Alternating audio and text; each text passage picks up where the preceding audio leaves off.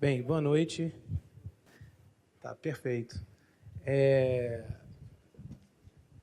Ok. Quero agradecer a Juliana, o Grupo GEM, pela oportunidade e o convite de estar aqui hoje. Um momento super importante para a gente, que nós somos militantes aí do ensino da área da saúde, né, anatomistas. Então, é uma oportunidade muito rica da gente poder trocar um pouquinho, bater um papo sobre, não só sobre a questão das metodologias ativas, mas principalmente a forma com que a gente hoje encara a formação que, ao longo dos anos, né, vem mudando e os estudos vêm apontando que não se consegue mais ensinar nos dias de hoje como se ensinava há 5, 10, 15 anos atrás. Então, a proposta da nossa conversa, basicamente, é a gente refletir um pouco sobre a nossa forma de ensinar e se, de fato, estamos sendo efetivos nosso ofício, né, de transformar e educar essas pessoas que, ao longo da vida, a gente tem a oportunidade de ensinar e lecionar. Então, a gente consegue tirar aquela barrinha lá de cima? Senão, a gente não tem problema. Acho que dá para a gente está dando para enxergar. Bem, eu trouxe, obviamente, a imagem aqui para a gente conversar do hipocampo, né? Obrigado. Dado que é o nosso maestro da memória, e todos os estudos mostram que, se a gente não consegue estimular essa memória, a gente consequentemente, não constitui o aprendizado. Quer dizer, um dos pilares importantes do aprendizado é a memória, e, nos dias de hoje, a gente percebe que são tantos os estímulos que o nosso cérebro tem dificuldade de saber ou de identificar o que tem que ficar e o que tem ou pode ser desprezado. Meu nome é Silvio, eu sou neurologista, atuo na docência no curso de medicina já há 12 para 13 anos e, atualmente, sou o diretor nacional dos cursos de medicina da Estácio. A Estácio hoje tem 8 cursos médicos e aí nós estamos nesse desafio, né, de formar esses futuros egressos, colegas, e, portanto, é um prazer muito grande para mim estar aqui.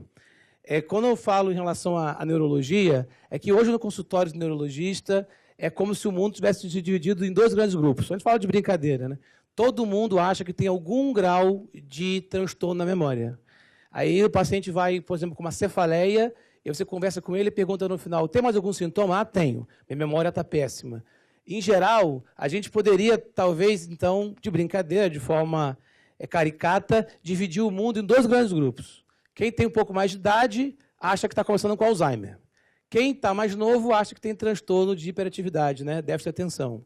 Então, a gente percebe que, cada vez mais, nós temos uma percepção de que a nossa memória está falhando, que não está tão boa quanto foi um dia. E aí, a provocação que a gente faz é o seguinte: o que ocorreu, então, nos últimos anos? É uma epidemia de Alzheimer? Então, os problemas cognitivos agora se tornaram mais frequentes do que antes? Não. A gente tem, na verdade, um volume de informação tão grande que nosso cérebro tem dificuldade de sinalizar, quer dizer, a gente sinalizar para o nosso cérebro o que deve ou não ficar. E aí, a gente traz essa imagem para ilustrar que a gente sabe que a memória de trabalho, aquela que a gente, por exemplo, utiliza para anotar o celular de alguém, pede ao paciente para que dê o celular, o tempo suficiente para você gravar no seu celular, no seu aparelho, e, de imediato, ao salvar e proteger essa informação, alguns minutos depois, se perguntarem para você, você já não consegue mais lembrar aquele número. Isso é natural, é uma mente saudável, que, na verdade, muito do que entra precisa sair para dar lugar a novas informações. Só que aí o que acontece é o seguinte: os alunos nossos hoje dizem que a gente que tem grande dificuldade de entender o conteúdo, de memorizar. E aí eu faço um desafio, que é o seguinte: a gente brinca com os alunos o seguinte: durante um filme, quando você vai para o cinema, por exemplo, na aula eles anotam tudo, gravam a aula inteira, aí depois chegam em casa, transcrevem, quase psicografam, na verdade, né, porque estão simplesmente ouvindo o que a gente falou e transcrevendo, e depois leem com a sensação de que só assim são capazes de aprender. E aí eu provoco o aluno falando o seguinte: tá bem, e quando você vai ao cinema, você passa 2 horas no cinema, então você deve levar um caderno para o cinema, não é isso? Aí eu fico procurando, cadê o caderno? Que no cinema a gente não leva caderno, a gente não grava, a gente não transcreve e simplesmente lembra com muita clareza de tudo aquilo que a gente viu, e um ano depois, se aquilo tiver nos emocionado de fato, se perguntar para alguém como foi o filme, ele é capaz de descrever o filme com tamanha clareza que lembra a fala dos personagens, o que sentiu. E aí eu provoco os alunos perguntando o seguinte: qual é a diferença de um filme no cinema, 2 horas de cinema, com 2 horas de uma aula de anatomia do sistema locomotor? O que acontece de diferente no cérebro que no cinema você não anota, não grava, e na aula você usa 1000 artifícios e no final, daí a um ano, você não lembra nem aonde está o osso? Eu provoco porque eu dou aula de neuroanatomia no 2º período, depois de exame neurológico no 4º, e neurologia é do 7º período e emergência lá no internato, neurológicas. Quando eu dou aula de neuroanatomia, por exemplo, falo da via motora voluntária, topografa a localização dos neurônios, onde cruzam e tal, os alunos aprendem, decoram muito bem. Um ano depois, quando ele vai falar de exame neurológico, a primeira pergunta que eu faço é: aonde está o primeiro neurônio da via motora voluntária? E o silêncio é absoluto. Então, o que aconteceu nesse um ano? Se tiver um orém no meio, certamente tem uma explicação, né? Ou intermédio agora. Pode ser. Mas o fato é o seguinte: aonde a gente eventualmente está errando? Ou poderia ser melhor, ou buscar uma metodologia que fosse capaz de fazer a mesma coisa que o cinema faz com ele, a nossa aula poderia fazer. Qual é a diferença, então? O que difere a aula de anatomia do cinema no que se diz respeito à capacidade do indivíduo memorizar? Alguém pode chutar a diferença? Qual é a diferença de 2 horas de filme para 2 horas de aula? Motivação é uma boa. O que mais? Prazer. Emoção. Então quer dizer que prazer, emoção, qual a outra palavra? Motivação, seriam capazes de produzir alguma reação diferente naquele cérebro que faz com que ele memorize ou não, é isso? Certamente, se todo mundo apontou essas diferenças, eu acho que a gente deve estar no caminho certo. O fato é que os estudos mostram que, para a gente fixar a memória, dado que é difícil identificar o que é importante e o que não é, a gente tem que sinalizar para o nosso cérebro que aquilo é importante quando aquilo é capaz de nos emocionar. Quando a gente se emociona, seja para o bem ou para o mal, a gente é banhado, a gente fica absolutamente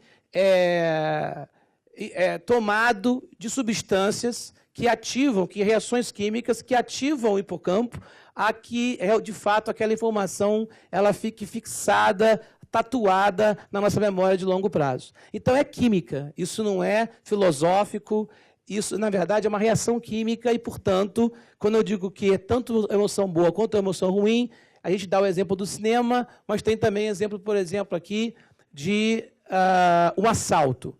Quando a gente é assaltado, por exemplo, a gente nunca mais vai esquecer aonde ia, o que fazia, com quem estava, o que roubaram, o que não roubaram. Aquilo fica impresso a ferro e fogo, tatuado no nosso cérebro. Significa dizer, então, que, uma vez emocionado, a gente é capaz de fixar aquela experiência.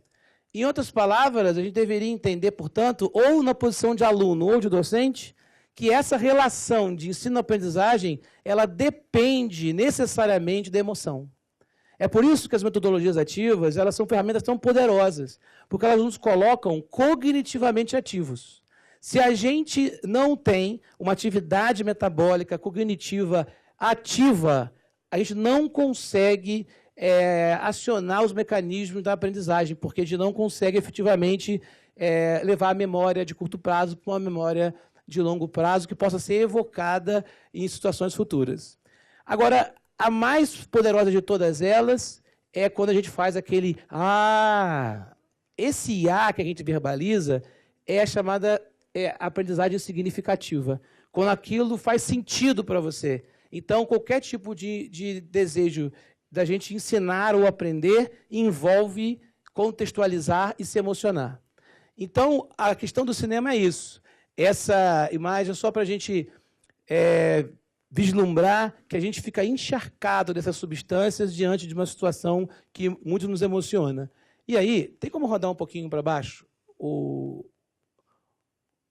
Só rodar um pouquinho para baixo. Um pouquinho para baixo. Não, ao contrário. Só porque para a tela ficar mais centralizada. Então, se a gente... Pode mais. Se a gente fosse comparar... Mais um pouquinho, por favor. Se a gente tá bom. Se a gente fosse comparar a mente, por exemplo, de um adulto iniciante em qualquer processo, com ele já de uma fase evoluída daquele desenvolvimento, a gente perceberia que há uma diferença significativa, especialmente no que se diz respeito às redes neurais, a capacidade daquela informação fazer sentido e, a partir desse sentido, você ter insights, ideias, você ter um produto daquilo que você aprende. Então, há essa forma de ensinar que difere a forma com que a criança aprende e o adulto aprende, dá-se o nome, ou algumas correntes trazem o nome de andragogia, que é a técnica ou a capacidade da gente usar ferramentas que façam com que o cérebro adulto aprenda. E sabe qual é o grande nosso erro, eventualmente? Que a gente acha que o adulto aprende igual a criança, experimentando. Simplesmente tudo para a criança é novo e, portanto, emociona. E aí faz com que essa informação fique. No caso do adulto, são tantos os estímulos, como eu falava há pouco, que se a gente não conseguir sinalizar para esse cérebro que é importante ou não, a gente não consegue que isso se transforme em algo aprendido. E aí, existem vários estudos, não vou me alongar aqui, que mostram que, a depender da metodologia que você usa, o nível ou o grau de retenção daquela informação aumenta. Agora, veja os dois polos. Uma palestra ou uma aula expositiva clássica versus a prática, grupos de discussão e a capacidade que aí a monitoria, algo, por exemplo, que contribui muito, que é você ter que ensinar algo a alguém. Ou seja, quando você dá relevância àquilo, a sua preocupação de você ficar exposto à falta daquela informação, por exemplo, faz com que você aprenda muito mais. O fato é, de forma bem objetiva, se aquilo não te emociona, você não aprende. Então, às vezes, o aluno ele fica na sala de aula dividindo a atenção dele entre aquela informação, aquele conteúdo, com qualquer outra coisa que parece muito mais interessante, prazerosa e emocionante. Como, por exemplo, saber lá no grupo do WhatsApp qual foi o desfecho da chopada do dia anterior, né? Quem ficou com quem, ou qual as cenas dos próximos capítulos. Essa coisa da cena do próximo capítulo, ela ativa uma outra coisa importante, que é a problematização, que é quando você está diante de um problema, que você tem curiosidade de saber como termina, o que ocorre, e depois que a resposta vem, você está propício a fixar a memória. Por isso que a problematização é tão poderosa, porque você colocou o seu cérebro numa condição fértil para que, quando a resposta vier, ela seja algo importante para você e consiga ser fixada.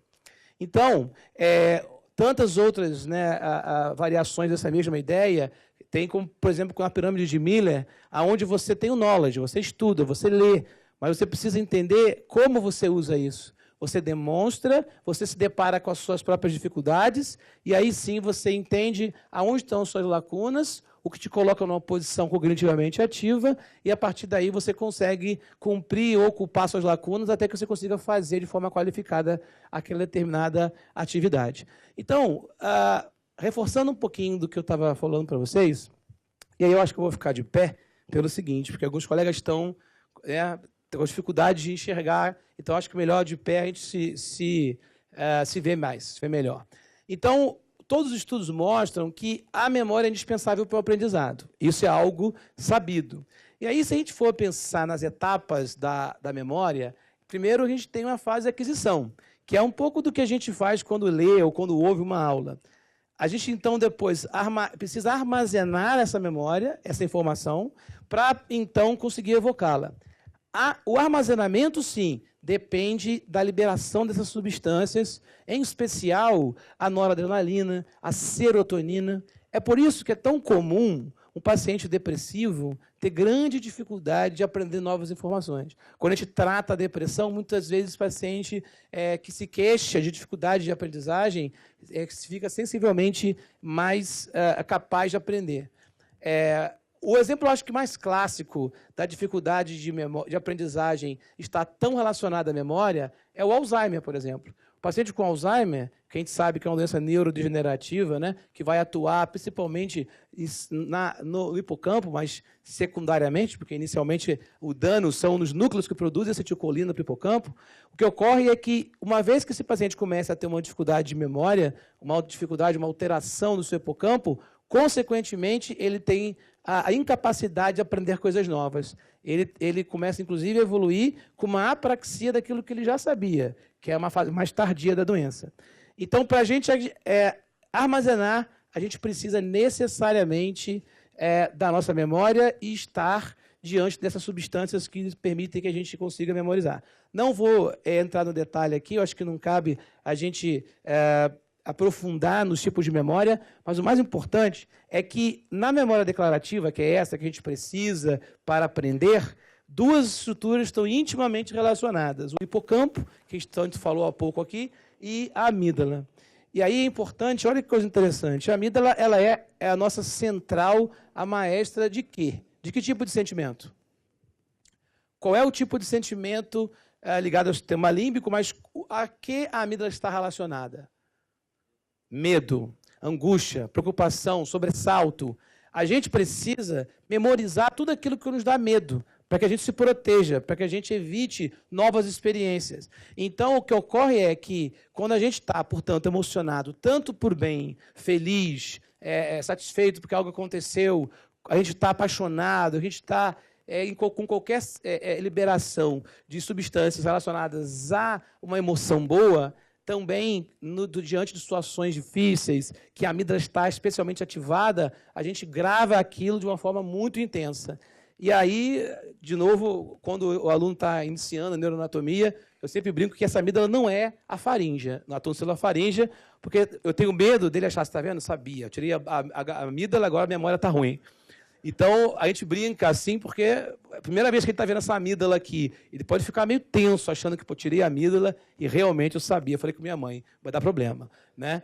Então, mas não é essa amígdala, obviamente, não é a amígdala faríngea. Aí a gente tem que se lembrar sempre da localização, enfim, anatômica dessas estruturas tão importantes para a gente, tão importantes para a memória.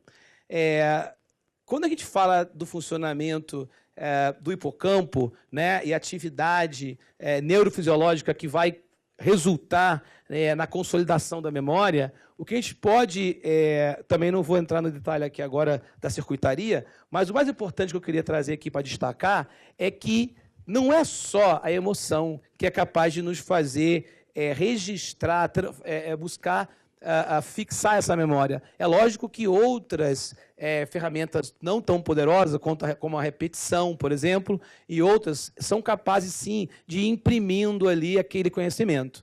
É um pouco como se fosse uma foto Polaroid. Você tira a foto e ela está totalmente branca. E, aos poucos, aquela imagem vai se consolidando até que ela aparece. É exatamente essa capacidade de imprimir, de fixar a memória que a gente busca hoje quando a gente fala de educação para adultos, né?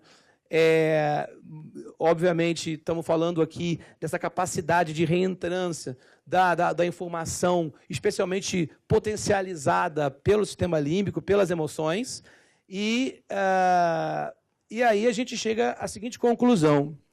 Estamos falando de emoção, e emoção é algo que é muito pessoal. Tem coisas que nos emocionam, que não emocionam o outro. Então, é por isso que a gente deve imaginar que não se deve ou não se pode esperar que todos os alunos aprendam da mesma forma. Um grupo de alunos, em geral, tem um limiar para que a gente consiga o emocionar diferente do outro.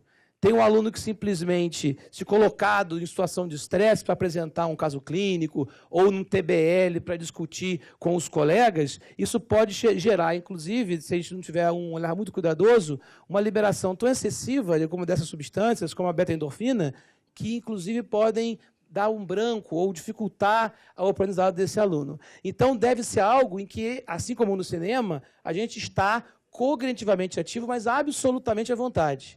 Então, o terrorismo, que a gente, né, tanto bem conhece, da forma que a gente sempre ensinou, muitas vezes buscando pressionar o aluno ou aterrorizar o aluno, isso, em geral, pode tanto beneficiar o aprendizado dele, do ponto de vista do estresse cognitivo, como pode também, em alguns casos, dificultar ou bloquear o aprendizado do aluno. Então, o mais importante hoje se demoniza a aula expositiva, porque todo mundo nessa posição que nós estamos aqui, em tese, não estaria cognitivamente ativo. O que tem se mostrado hoje nos estudos é que o ponto não é a aula ser expositiva ou não, é ela ser capaz ou não de deixar esse indivíduo cognitivamente ativo. Então, tem algumas aulas expositivas que conseguem colocar esse aluno mais ativo cognitivamente do que se ele estiver, por exemplo, fazendo um TBL em que ele não está entendendo o sentido do que está acontecendo. Então, a gente tem que ter esse olhar. E isso, de novo, não é filosófico, isso é químico, isso é pura ciência. A gente aprende só quando a gente libera substâncias que estão relacionadas ao estresse. Ou seja, nós temos que botar esse aluno ativo. E aí, eu, obviamente, puxo sardinha para o meu lado, né, e brinco também que, por muitos anos, se atribuiu ao coração as emoções. Quando se ama, é o coração, né?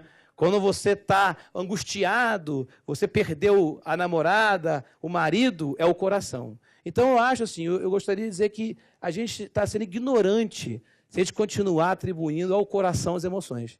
Porque o coração não tem nada a ver com emoção, certo? Aonde a gente se emociona, aonde que a gente tem medo, dor, saudade, é o cérebro que faz isso, certo? Então, puxando sardinha para o lado, né, obviamente, eu acho um absurdo quando uma pessoa escreve assim, eu, coraçãozinho, você. Ridículo. Não tem absolutamente nada a ver o coração com o amor. O amor a gente ama com o cérebro. Eu respeito, né, quem gosta do coração, não tem problema nenhum. É uma ciência linda, mas não se compara à neurociência. Me desculpa. Porque quando você, é uma boa, quando você escreve eu, coraçãozinho, você está assinando embaixo, né, uma confissão de ignorância. E aí, olha o que aconteceu ao longo do tempo. Todas as redes sociais, você vai curtir alguma coisa, coraçãozinho. Absurdo. O cara quer mostrar que ama, aí faz para a tela coraçãozinho. Ou seja, uma ignorância tamanha. O cérebro ama. E aí, o que ocorreu? O WhatsApp colocou lá um cérebrozinho agora. Então, você pode botar eu, cérebrozinho, você. Você vai estar sendo muito mais correto. E se você quiser falar para alguém assim, olha, você está aqui dentro do meu coração, ridículo, né? O que é isso? Você está dentro, uma máquina de lavar deve estar, né, dentro do ventrículo. Na verdade, você tem que dizer para a pessoa que está onde? Você está aqui. Aí desenha um cérebro e vai no lobo temporal e aponta, aqui você. Então, você está verdadeiramente apaixonado. Vocês sabem que esse estado que a gente fica automatizado, as nossas reações automáticas em decorrência do estado de apaixonamento está muito associado, por exemplo, ao núcleo caudado, que é o núcleo da base. Então, até o núcleo da base se mete em participa do processo de amor. Então, a gente ama com o cérebro. Então, por favor, aqueles que ainda cometem essa gafe grave, não façam mais isso. Quando for desenhar e falar do amor, nada de coração. E aí é óbvio, né? A gente brinca porque ao dar aula de neuroanatomia e depois da aula de sistema cardiovascular, fica até desproporcional. Você fala de várias estruturas, circuitaria do encéfalo, depois vai dar aula de coração. Dois átrios, dois ventrículos. Acabou a aula. Obrigado, foi ótima a aula. Átrio direito, esquerdo, acabou. Entendeu? Mas vamos mostrar as estruturas que compõem o coração. 4 cavidades. Acabou. E aí, cadê o mesencéfalo, a ponte, o bulbo, o cerebelo, cadê, né? O tálamo, nada. Só o diencéfalo, 4, 5 diferentes áreas. E o coração, 4 câmaras. Quer dizer, não dá. Numa boa, vamos respeitar. Bem, é brincadeira para ser um pouco lúdico, mas assim, todos os estudos mostram que a liberação dessas substâncias elas estão intimamente relacionadas com a fixação e consolidação da memória. A beta-endorfina, ela, por exemplo, ela é muito liberada quando a gente está fazendo um exercício físico extenuante. Então, vai para a academia e tal, a beta-endorfina sobe. E aí o aluno, às vezes, fala assim, tem dicas para a gente estudar melhor e tal? É óbvio que a gente tem que ter, no dia de hoje, em que a gente dispersa, como dispersa, é importante que a gente entenda, por exemplo, que se a aula está sendo dada e aquilo não nos interessa, a gente está absolutamente passivo. Uma das formas da gente intervir nesse processo é tentar entender em que momento aquilo vai ser importante para mim e que vai me colocar diante de um paciente, por exemplo, e que aquilo vai ser relevante para que eu use aquela informação. Uma outra forma importante é, você precisa e deve fazer exercício físico. Não adianta você chegar, fazer um exercício extenuante, por exemplo, chegar em casa, tomar um bom banho, sentar e começar a estudar. Porque, assim como no cinema, você estava propício a aprender, após o exercício, se for extenuante, certamente você ainda está sob o efeito de beta-endorfina, que vai, por exemplo, atrapalhar a fixação da sua memória. Então, são pequenos atos do dia a dia que vão ajudando esse aluno a estudar de uma forma mais assertiva. Os corticóides, a adrenalina, a noradrenalina e principalmente a serotonina estão muito associados à ativação dessas áreas que consolidam a memória. E aí, veja, a serotonina é o hormônio do prazer, que nos faz bem. Alguém aqui falou em prazer. A aula ou atividade ela tem que ser prazerosa. Por isso que quando ela é algo estressante no sentido de angustiante, ela vai trazer um outro resultado de fixação da memória muito menos forte ou menos potente quando, na verdade, a gente consegue fazê-lo de forma agradável, prazerosa. Aí eu dando uma aula uma vez, numa capacitação docente, era um grupo de docentes de várias áreas, da saúde, fora da saúde, e uma professora de direito levantou a mão e falou assim, então, eu queria fazer uma pergunta ou dividir uma experiência aqui. Eu falei, pode ficar à vontade. Eu, então, não sabia nada disso, que o cérebro tinha isso, mas eu sempre usei uma técnica que o aluno meu aprende. Eu falei, o que é? Quando ele está começando a ficar sonolento e desatento, eu pego uma régua de madeira desse tamanho e bato na mesa. Pá! Ele toma um susto, toma um banho de adrenalina e lembra tudo que eu falei. Eu falei, não é assim também. Não é? Você não vai querer também fazer com ele, assustar ele. Burro! Olha, começa a falar e tal. Não é isso. Na verdade, tem que ser feito de uma maneira orgânica, fisiológica. E aí, para terminar, eu queria provocar vocês o seguinte. Olhando para essa cena aqui, um aluno atrás do outro, ninguém esboçando nenhum não verbal de estar animado, de estar feliz, de estar empolgado. Muitas vezes, se a gente não faz nada, a gente olha para essa cena e não faz nada. Eu, há pouco, estava olhando essa cena, um atrás do outro, me vendo falar, eu sentado aqui, e eu senti o seguinte, não está bom, vamos precisar levantar aqui e fazer alguma coisa. A gente tem que estar, ao longo da aula ou da experiência, pensando se está acontecendo isso. Sabe por quê? Porque a próxima etapa, se nada for feito, é essa daqui. Essa é a próxima. E eu já estava bem próximo, já. Alguns já começaram a esboçar.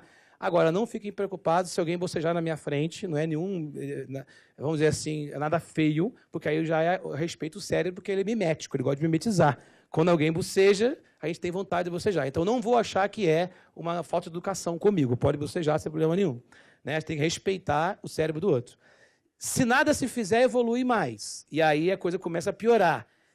Isso que a menina está fazendo aqui, os óculos com o olho por dentro, o olho está fechado, isso aqui é uma sátira da vida real. Às vezes está de olho aberto, mas o olho de verdade está fechado. Você está ali já há algum tempo olhando, só que você não está pensando em nada daquilo que a gente está fazendo. E aí, obviamente, né, qual é a próxima etapa depois disso? Começou com não estava sendo desinteressante, evoluímos com bocejo, agora a gente já está ali se segurando, sustentando de forma falsa, e aí você se entrega, aí não tem jeito.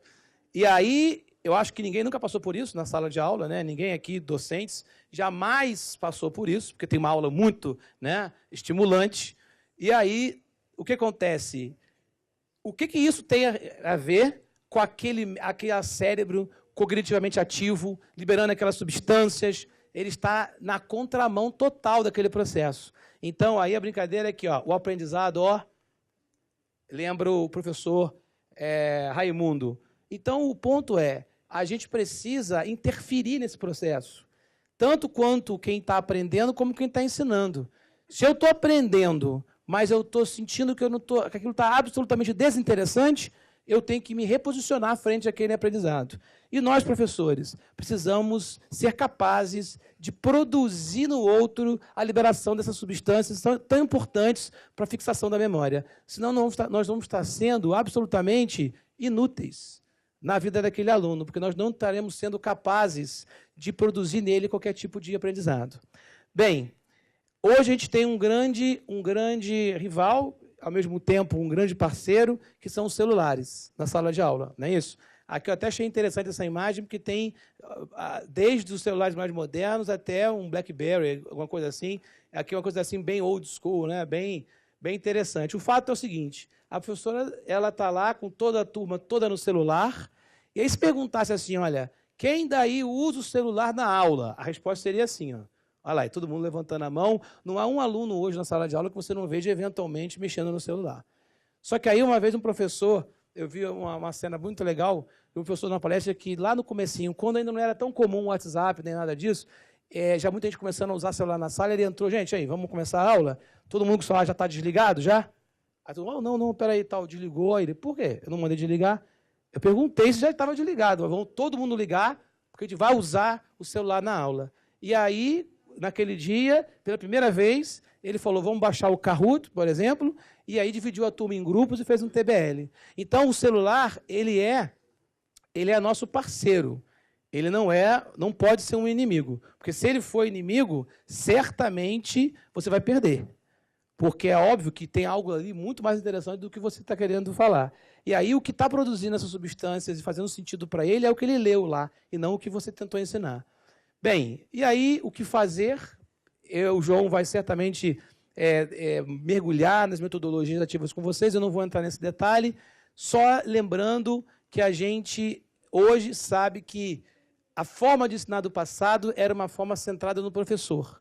Os alunos, eles, na verdade, eram absolutamente passivos. O professor era o centro e era tudo muito baseado em memorização. Hoje em dia, a gente já sabe que isso daqui não produz serotonina, não produz noradrenalina. Isso é incapaz de ativar as áreas de memória. Então, a gente precisa buscar uma situação, em que a gente coloque esse cérebro mais ativo.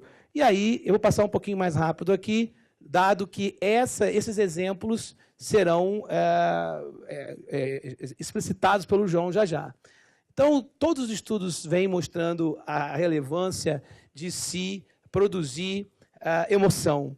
E eu falei do aprendizado significativo, né? Uma vez que a gente tente, por exemplo, aqui eu por acaso botei o coração, né? Não devia ter botado o cérebro, mas foi uma falha minha, né? A falha, por quê? Ele é bonito, né? O coração é um órgão bonito, né? É charmoso, mas só bate porque o cérebro manda. Então, mas vamos lá. Aqui, nós temos o seguinte, quando a gente vai pensar em integração dos conteúdos, né?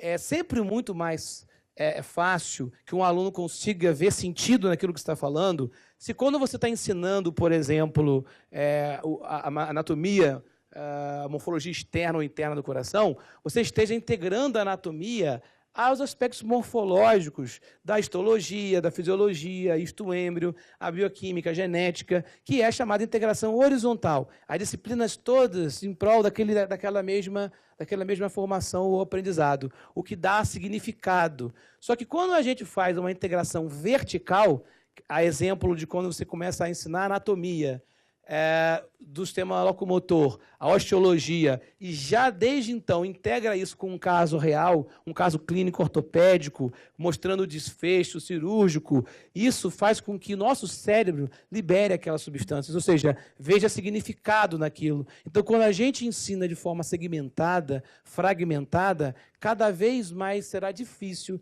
fazer com que esse cérebro desse aluno consiga produzir as substâncias necessárias para que ele aprenda. Então, a integração, mais do que horizontal, a integração vertical é super importante. E aí, a gente sabe da importância... Aqui é o merchandising, né? Aqui é só um jabá, tá? Porque a gente botou o nosso livro aqui. Por quê?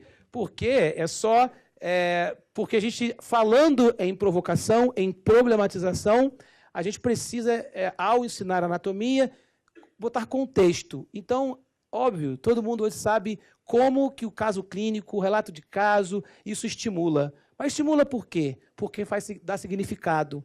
Faz com que esse indivíduo pense que um dia ele vai estar diante de um paciente, ele se coloca naquela posição. Novela e filme também usam esse mesmo artifício. Na novela, por exemplo, vocês podem observar que as situações são situações do cotidiano, para que ele consiga fazer com que você se projete naquele personagem.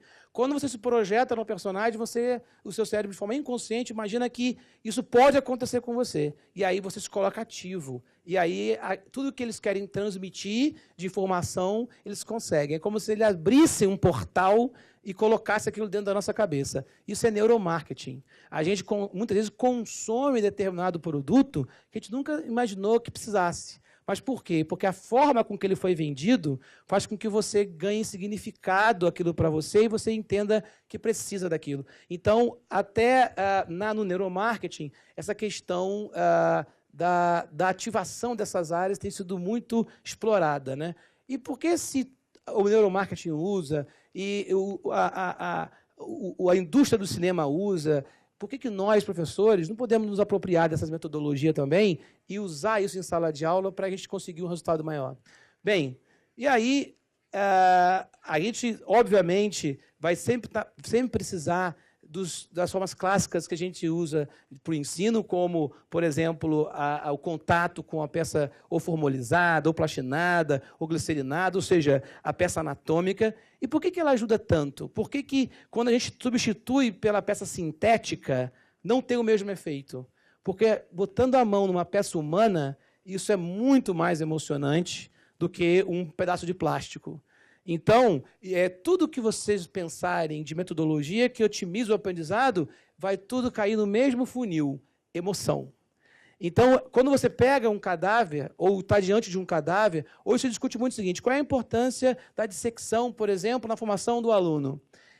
Eu não quero que, ao término do curso, ele seja capaz de adquirir as competências simplesmente da dissecção, mas aquilo vai levar ele a um campo da emoção propício para que ele aprenda o conteúdo que eu estou ensinando. Então, minimamente, o contato com o cadáver, ainda que não seja para dissecar, ele é uma ferramenta poderosa de emocionar esse aluno, e por isso ele é tão importante. Por exemplo, né? E aí, a gente usa hoje metodologias como o uso precoce dos procedimentos médicos na formação desse aluno. Quando eu levo um aluno de primeiro período para ter a semiologia ortopédica ou anatomia palpatória, eu não espero que ele saia por aí fazendo um diagnóstico, ou palpando, ou examinando alguém. Eu quero mostrar para ele a relevância daqueles acidentes ósseos que ele vai estudar, porque um dia ele vai usar para examinar alguém. Você acha que, se é aluno, ao examinar o outro, ele não se coloca numa posição ativa e se emociona, porque ele está diante de um outro ser que ele está examinando, que pode doer, que pode machucar?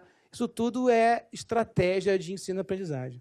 Bem, caminhando aqui para o final, isso passando, por exemplo, pela simulação realística, que é outro poderoso instrumento de emoção. Aí, hoje em dia, se fala o seguinte: o simulador tem que ser de alta fidelidade. Não é verdade. Se você pegar uma outra pessoa deitada ali fazendo o papel de um paciente, ou um manequim de loja, mas se você for capaz de criar uma ambiência onde você tem parâmetros fisiológicos que estão alterando, você começa a ventilar e a saturação aumenta, e coloca ele numa situação de vida real, pode ser um manequim de loja. Ele vai levar ele para o campo da emoção, e todo aquele guideline que ele precisa aprender vai ficar gravado a ferro e fogo no cérebro dele, nunca mais sai. A gente brinca muito, o nosso livro, a gente, desde o primeiro dia de aula, os alunos todos são divididos em duplas ou trios, eles levam para casa o caso clínico, preparam e vêm para a aula apresentar os alunos, os casos clínicos de anatomia, e a gente faz a amarração do conteúdo com eles em sala. Aí, olha, é curioso, quando eu estou dando aula para um aluno, por exemplo, de internato, eu pergunto assim: qual foi o seu caso clínico no M1, no primeiro período? Ele lembra com a perfeição incrível, 6 anos depois. Então, isso é um exemplo de como a emoção dele estar ali apresentando, com dúvidas sobre ele vai responder está certo ou está errado, e imprime aquilo no cérebro dele, nunca mais ele esquece. Todos esses alunos que um dia apresentaram qualquer tema, em qualquer disciplina, pergunta a ele, 10 anos depois, qual foi o caso que você apresentou quando você estava no terceiro período? Ele vai lembrar, porque emocionou. Então, esse é o ponto que a gente está batendo aqui. Nós temos que emocionar os nossos alunos. Não adianta a gente ficar aqui falando e aquilo não produzir nada no outro. Isso precisa ser capaz de produzir emoção. E aí a simulação, obviamente, é uma ferramenta super interessante para isso, mas aí, essa imagem é só para a gente fechar mesmo, é o penúltimo slide, dizendo que o aprendizado é uma construção. Esse aluno ele precisa saber onde ele quer chegar. Ele precisa se colocar e refletir sobre que profissional ele quer ser, para que ele, a cada dia, ele pense, eu vou fazer isso hoje, porque eu quero ser um profissional melhor amanhã. Então, com o objetivo, o goal, né, aonde você quer chegar, o teu alvo tem que estar claro e definido. Então, esse aluno precisa entender que ele um dia vai estar diante de um paciente e ele não vai poder falhar, porque se ele falhar, ele vai estar causando danos, muitas vezes, irreparáveis naquela pessoa e naquela família. E aí, com isso, a gente conclui que aprender é se emocionar. Seja você na posição de aluno, ou na posição de docente, ou na posição de alguém que quer convencer alguém de algo, vender, né, ou convencer, você precisa emocionar. E quantas vezes, nas nossas salas de aula, a gente se pega fazendo igual sempre, fazendo o mesmo, os alunos não alcançando, não entendendo, e a gente achando que ele é que tem dificuldade. E será que a gente já parou para ver se a gente pode mudar alguma coisa na nossa forma de ensinar, para que a gente consiga sensibilizar esse aluno do dia de hoje e fazer com que ele de fato aprenda? Então, eu gosto muito dessa imagem e gosto dessa frase, que às vezes a gente acha que é capaz de ensinar aquele montão de conteúdo, que daí a um ano, muitas vezes, ele já pode nem mais ser, aquela verdade, pode não nem mais ser a verdade. A gente hoje ensina, por exemplo, eu me lembro, por exemplo, o tratamento da infecção urinária, que a gente tinha uma ideia totalmente fechada em relação àquilo, mas 2 anos, 3, 5 anos depois, o tratamento mudou completamente, e lá o professor de uro jurou que ensinou alguma coisa para alguém quando ele falou que era para fazer norfloxacina e não sei o que e tal. Na prática, o grande desafio da gente é a gente conseguir, emocionando, fazer com que esse aluno aprenda a aprender. Porque se ele souber de que forma ele aprende, com que tipo de estímulo ele se emociona, e aí, voltando ao início da minha fala, cada pessoa se emociona de uma forma diferente. Então, se ele aprender qual é a forma dele, ele, de fato, está preparado para a vida, porque, independente de se mudar o conteúdo, ele vai saber onde encontrar e como aprender. O maior dos nossos legados é emocionar alguém e fazê-lo explorar seu próprio cérebro e entender e aprender como ele é capaz de aprender. E aí, essa frase, ela resume isso.